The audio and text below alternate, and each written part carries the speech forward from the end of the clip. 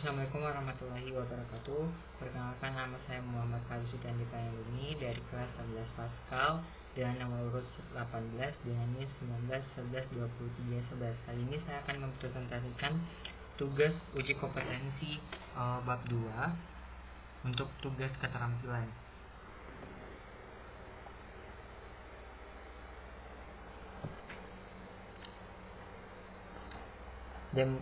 Pertanyaan pertama, apa yang dimaksud dengan demokrasi? Demokrasi adalah kebebasan seperti bebas berpendapat dan mempunyai kedaulatan dari rakyat, oleh rakyat, dan untuk rakyat. Nah, demokrasi sendiri adalah sebuah sistem yang digunakan oleh suatu negara dengan bertujuan melindungi hak-hak perorangan warga negara. Secara sederhana, demokrasi dapat dimaknai dengan sistem pemerintahan yang diselenggarakan dari rakyat, oleh rakyat, dan untuk rakyat. Demokrasi terbagi dalam beberapa kelompok, yaitu berdasarkan penyaluran kehendak rakyat, berdasarkan dan hubungan antar kelengkapan negara, dan berdasarkan prinsip ideologi suatu negara. Jelaskan macam-macam demokrasi. Berdasarkan penyaluran kehendak terbagi menjadi dua macam demokrasi, yaitu demokrasi langsung. Maksudnya adalah di mana sistem ini semua warga negara terlibat langsung dalam serta memiliki hak dalam pengambilan keputusan oleh pemerintah. Kedua, demokrasi secara tidak langsung. Demokrasi secara tidak langsung adalah maksudnya kekuasaan tertinggi tetap berada di tangan rakyat, tetapi melalui perwakilan rakyat. Yang pertanyaan ketiga, selanjutnya berdasarkan hubungan antar kelengkapan negara terbagi menjadi 4, yaitu demokrasi, perwakilan, dan sistem referendum, yaitu setiap warga negara memiliki hak untuk memilih para wakil di parlemen dengan melalui pemungutan suara secara menyeluruh.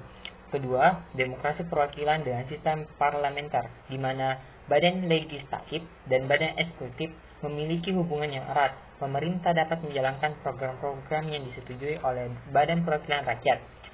3. Demokrasi perwakilan dan sistem pemisahan kekuasaan. Maksudnya, kedudukan badan legislatif dan badan eksekutif berada di tempat yang terpisah dan tidak berkaitan secara langsung. Yang terakhir adalah demokrasi perwakilan dan sistem referendum dan inisiatif rakyat, di mana sistem ini menggabungkan antara demokrasi perwakilan dan demokrasi secara langsung. Sistem ini memiliki perwakilan di parlemen, akan tetapi tetap dikendalikan oleh rakyat melalui referendum. Selanjutnya adalah berdasarkan prinsip ideologi. Nah, berdasarkan prinsip ideologi terbagi menjadi 3 macam demokrasi, yaitu demokrasi liberal, di mana sistem demokrasi memberikan hak kebebasan berpendapat pada rakyat. Kedua, demokrasi rakyat, di mana sistem demokrasi dijalankan dengan sesuai paham sosialis atau komunisme. Sistem ini mendahulukan kepentingan negara, kepentingan umum di atas kepentingan individu. Yang terakhir adalah demokrasi Pancasila, adalah sebuah sistem di mana pemerintahan yang dijalankan oleh suatu negara berdasarkan nilai-nilai Pancasila dan berdasarkan musyawarah mufakat yang menguntungkan kepentingan umum.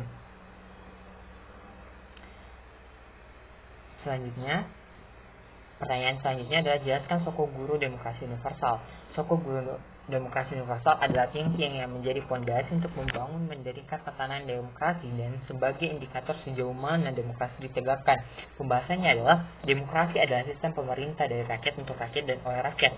Demokrasi ini tidak akan terwujud jika tiang-tiangnya tidak ditegaskan. 5 pilar demokrasi menurut Muhammad Atta adalah media massa, partai politik, lembaga swadaya masyarakat atau LSM, lembaga yudikatif, dan lembaga legislatif. Sedangkan menurut soko guru demokrasi menurut Alamuddin terbagi menjadi 11, yaitu kedaulatan rakyat,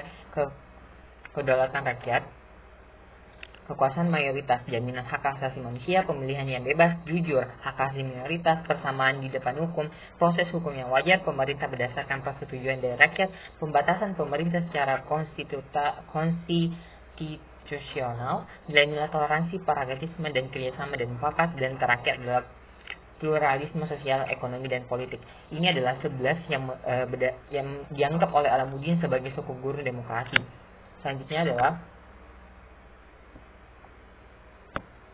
pertanyaan selanjutnya, jelaskan bahwa nilai demokrasi Pancasila lebih unggul jika dibandingkan demokrasi lainnya. Nilai demokrasi Pancasila lebih unggul jika dibandingkan dengan demokrasi lainnya karena demokrasi Pancasila mengutamakan kepentingan masyarakat, negara, bangsa, sedangkan demokrasi lainnya mengutamakan kepentingan demokrasi sendiri-sendiri.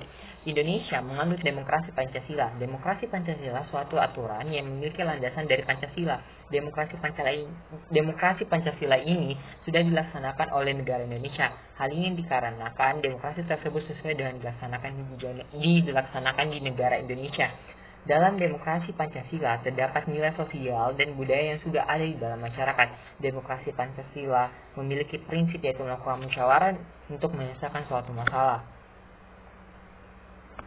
Demokrasi Pancasila tidak mengenal adanya tirani, minoritas dan dominasi mayoritas. Dominasi mayoritas merupakan suatu kelompok terbesar yang mematuhi kehidupan dengan cara mengabaikan kelompok yang bersifat kecil. Sedangkan tirani minoritas merupakan sebuah kelompok kecil dengan mematuhi kehidupan dengan cara mengabaikan kelompok yang bersifat besar. Demokrasi Pancasila selalu mengutamakan kepentingan rakyat, negara, dan bangsa. Kelompok minoritas dan mayoritas memiliki posisi yang sama dalam demokrasi Pancasila.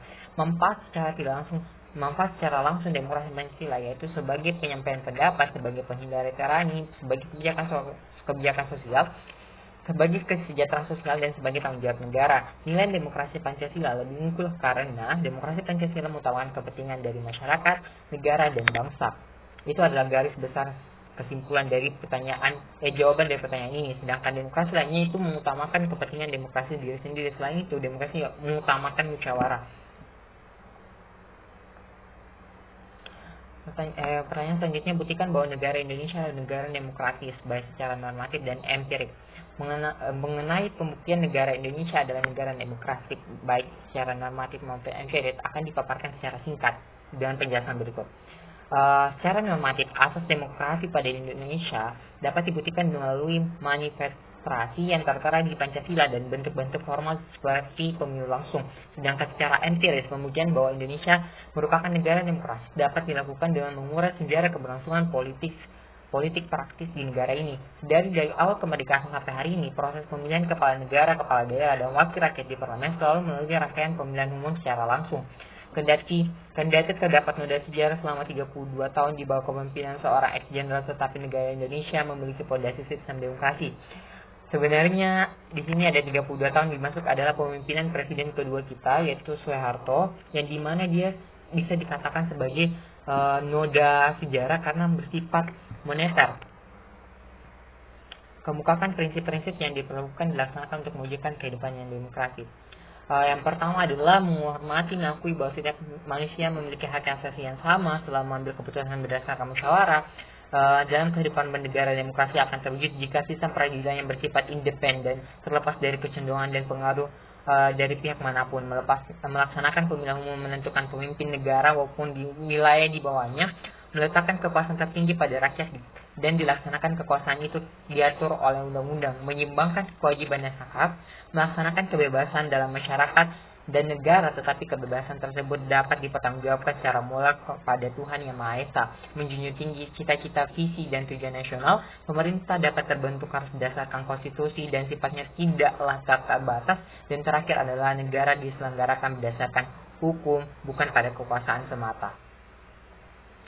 Sekian dari saya. Wabillahi taufiq wal hidayah. Wassalamualaikum warahmatullahi wabarakatuh.